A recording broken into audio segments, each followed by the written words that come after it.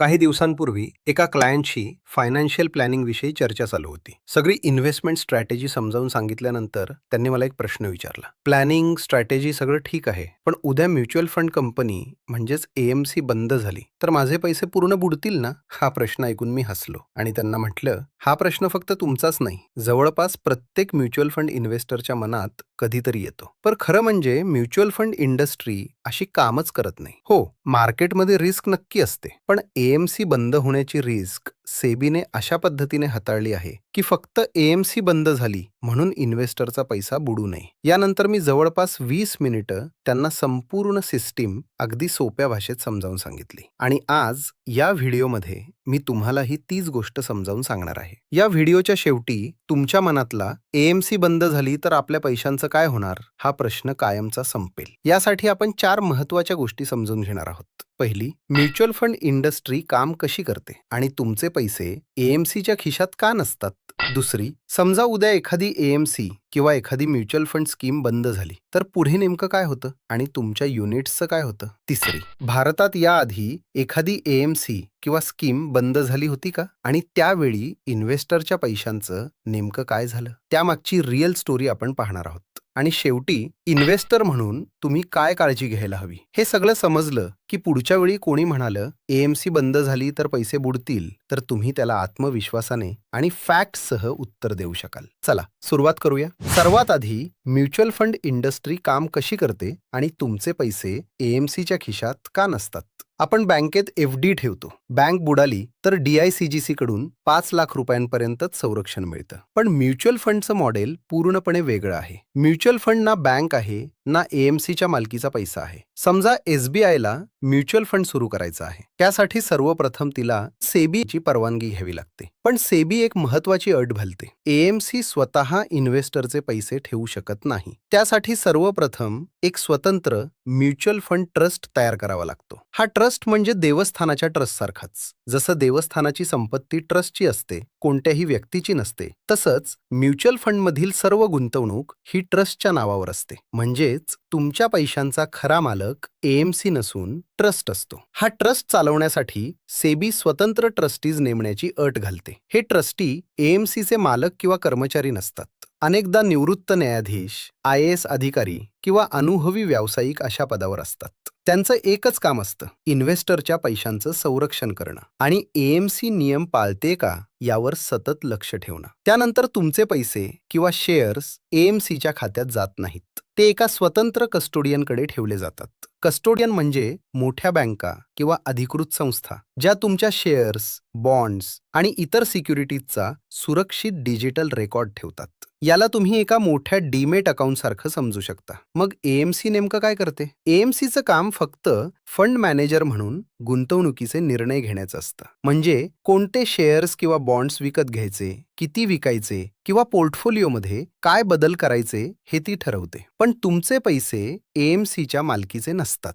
अगदी सोसायटीच्या सेक्रेटरी सारखं. तो सोसायटीचं व्यवस्थापन करतो, पण सोसायटीचा पैसा त्याच्या खिशात नसतो. याचबरोबर सेबीने एएमसीवर खूप कडक नियम लावले आहेत. उदाहरणार्थ, एका कंपनीत ठराविक मर्यादेपेक्षा जास्त गुंतवणूक करता येत नाही. एका सेक्टरमध्येही मर्यादेपेक्षा जास्त पैसा टाकता येत नाही. एएमसीला रोजच्या व्यवहारांचा तपशील सेबीला द्यावा लागतो आणि दर महिन्याला संपूर्ण पोर्टफोलिओ सार्वजनिकपणे जाहीर करावा लागतो. त्यामुळे प्रत्येक गुंतवणूक पारदर्शक राहते. नियम मोडल्यास एसीबीआय दंड करू शकते, नवीन व्यवहारांवर निर्बंध आणू शकते किंवा गरज पडल्यास एएमसीचा परवाना देखील रद्द करू शकते. म्हणून लक्षात ठेवा, तुमचे शेअर्स कस्टोडियनकडे सुरक्षित असतात. त्यांच्यावर देखरेख ट्रस्टीज ठेवतात. नियमांचं पालन सेबी पाहते आणि एएमसी फक्त त्या पैशांचं व्यवस्थापन करते. यामुळेच आजपर्यंत भारतात फक्त एएमसी किंवा एखादी स्कीम बंद झाली म्हणून एकाही म्युच्युअल फंड गुंतवणूकदाराचा पैसा बुडालेला नाही. एएमसी बदलू शकते,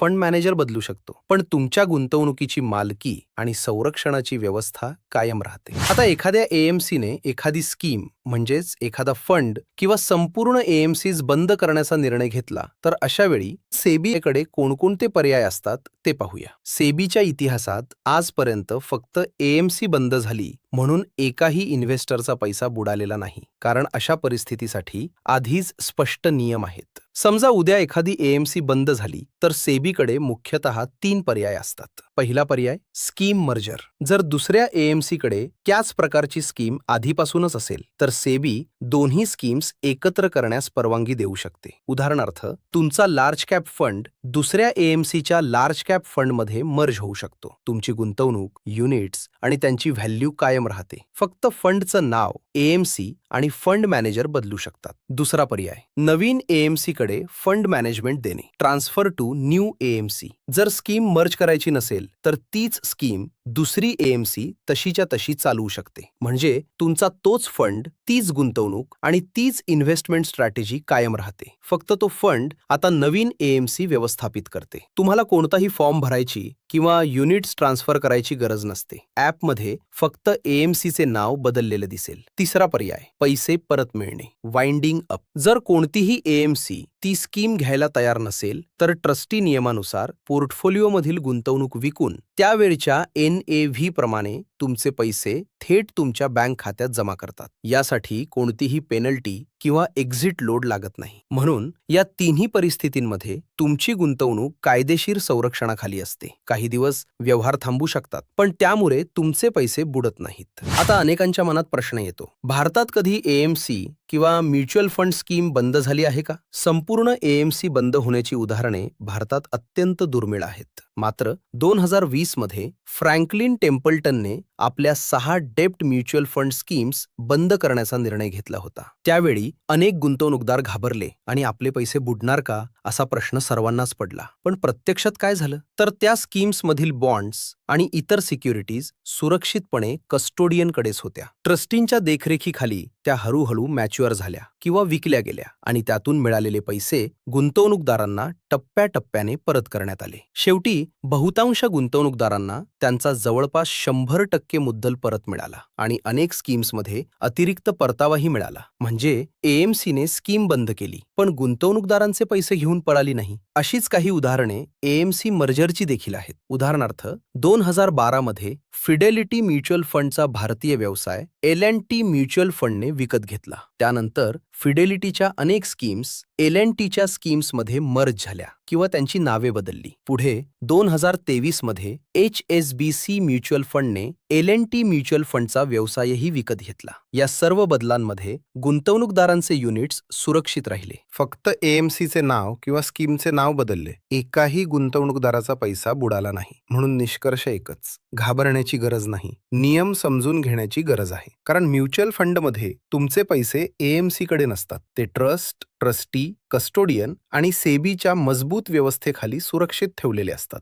आता शेवटी एक महत्त्वाचा प्रश्न, इन्व्हेस्टर म्हणून तुम्ही काय काळजी घ्यायला हवी? पहिली गोष्ट, वेळोवेळी तुमचं स्टेटमेंट ऑफ अकाउंट SOA किंवा डीमेट होल्डिंग तपासा. कॅम्स किंवा के फिनटेक वरून स्टेटमेंट डाउनलोड केलं की तुम्हाला तुमची सर्व गुंतवणूक दिसते. त्यावर फक्त एएमसीचं नाव नसतं तर म्युच्युअल फंड ट्रस्ट आणि ट्रस्टीजची माहितीही असते. त्यामुळे तुमची गुंतवणूक अधिकृतपणे नोंदलेली आहे याची खात्री होते. दुसरी गोष्ट, चांगला, अनुभवी आणि सर्वात महत्त्वाचं म्हणजे नॉलेजेबल म्युच्युअल फंड डिस्ट्रीब्युटर निवडा. फक्त फंड विकणारी व्यक्ती नाही तर तुमच्या गोल्सनुसार योग्य फंड निवडणारा, वेळोवेळी पोर्टफोलिओ रिव्ह्यू करणारा आणि गरज पडल्यास योग्य सल्ला देणारा सल्लागार महत्त्वाचा असतो. योग्य मार्गदर्शनामुळे अनेक चुका आणि अनावश्यक करही वाचू शकतात. तिसरी गोष्ट, डायव्हर्सिफिकेशन करा, पण ओव्हर डायव्हर्सिफिकेशन करू नका. उदाहरणार्थ, एकाच प्रकारचे 3 ते 4 लार्ज कॅप किंवा 3 ते 4 स्मॉल कॅप फंड्स घेण्यात फारसा फायदा होत नाही. मात्र